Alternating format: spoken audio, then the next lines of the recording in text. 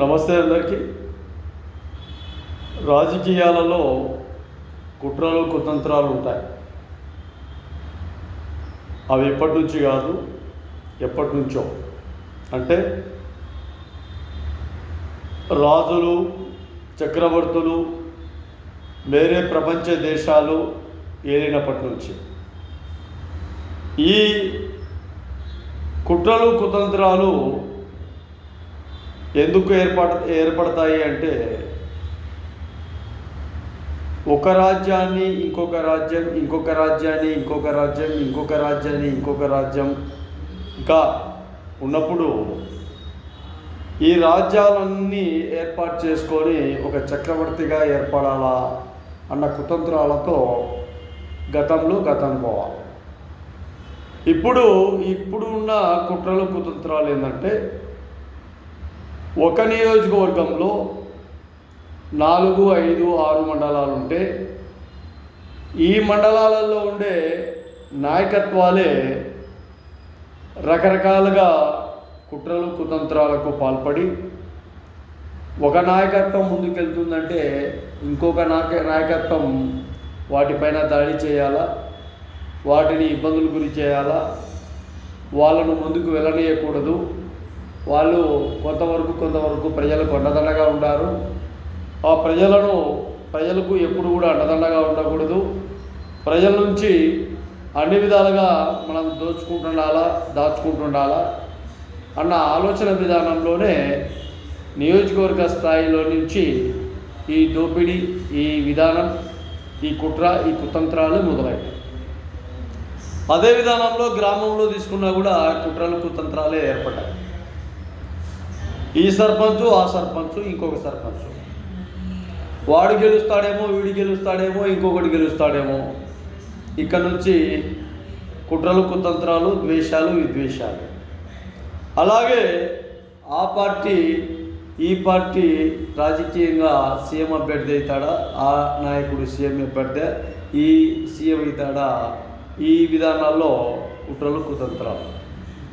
అలాగే నేటి కాల పరిస్థితులు తీసుకుంటే ఈ కుట్రలు కుతంత్రాలతోనే కాలం అలా వెళ్ళిపోతుంది. కానీ ప్రజలకు భరోసా ఇచ్చిన మాటలు మాత్రం పూర్తిగా తెల్లమవుతున్నాయి.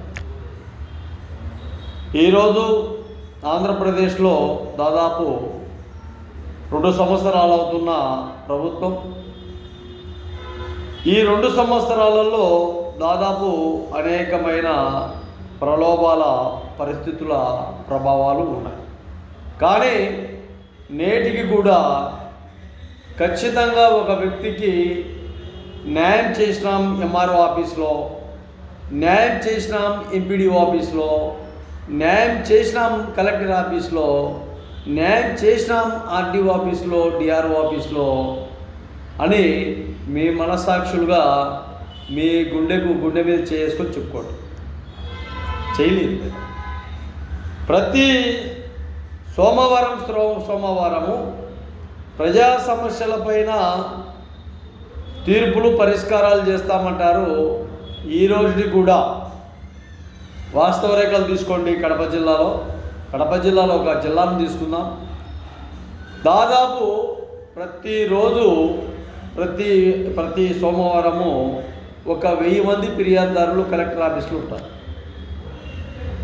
ఇంకా ఎక్కువనే, 1000 మంది ఫిర్యాదుదారుల్లో ఒక్క వ్యక్తికి ఆ వారం పరిష్కారం సమస్య అయిందని ఆ 1000 మందిలో ఒక వ్యక్తికి చెప్పమని. కలెక్టర్ గారి దగ్గరికి వస్తే ఆ స్టేషన్కు మీరు ఎక్కడి నుంచి వచ్చారో ఆ స్టేషన్కి వెళ్ళండి. కలెక్టర్ దగ్గరికి వస్తే మీరు ఏ మండలానికి వచ్చారో అక్కడ ఎంఆర్ఓ దగ్గరికి వెళ్ళండి. మీరు ఎక్కడి నుంచి వచ్చారో ఆ ఎంపీడీఓ దగ్గరికి వెళ్ళండి. మీరు ఎక్కడి నుంచి వచ్చారో ఆ సిఐని కన్సల్ట్ కాండి. ఈ విషయాలే తెలియజేస్తారు. కానీ వెంటనే స్పాట్లో పరిష్కారం చేసే మార్గాలలో ఇప్పుడున్న జిల్లా కలెక్టర్లు కానీ, ఆర్టీఓలు కానీ, డిఆర్ఓలు కానీ, ఎస్పీలు కానీ చేయడంలే. ఇది ఎందుకు ఈ నిర్లక్ష్యం అంటే, వాళ్ళు 30, 40, 50 కిలోమీటర్ల నుంచి వస్తుంటారు, వెళ్తుంటారు, వెళ్తుంటారు. ఎస్ఐ దగ్గరికి వెళ్తే నువ్వు కలెక్టర్ దగ్గరికి పోయినావు, ఎస్పీ దగ్గరికి పోయినావు, డిఎస్పీ దగ్గరికి పోయినావు, వాళ్ళ దగ్గరికి పో. ఎంఆర్ఓ దగ్గరికి పోతే నువ్వు కలెక్టర్కు ఆర్టీఓకు కంప్లైంట్ పెట్టినావు, ఆడికే పో. అలాగే ఓ సిఐ దగ్గరికి పోతే నువ్వు డిఎస్పీతో మాట్లాడుకున్నావు, డిఎస్పీ దగ్గరికే పో. ఇలాంటి విధానాలతోనే ప్రతి నెల ప్రతి సోమవారము ఇవే జరుగుతున్నాయి.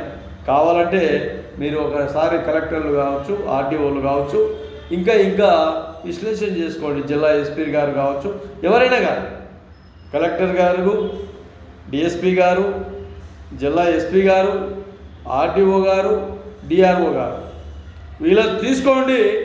మండలాల విధానాల్లో ఎంతవరకు ఈ విధానాలు కరెక్ట్గా ఒక వ్యక్తి వెళ్తే ఇబ్బందులు లేకుండా జరుగుతున్నాయో జరగలేదో ఒకసారి ఆలోచించండి. అందుకే ఎంతసేపు ఉండే రాజకీయము కుట్రలు కుతంత్రాలతోనే మొదలవుతుంది, కానీ సమస్యలను పరిష్కారం చేసే మార్గంలో మాత్రం ఎక్కడ అధికారులు చొరవ చూపడం లేదు.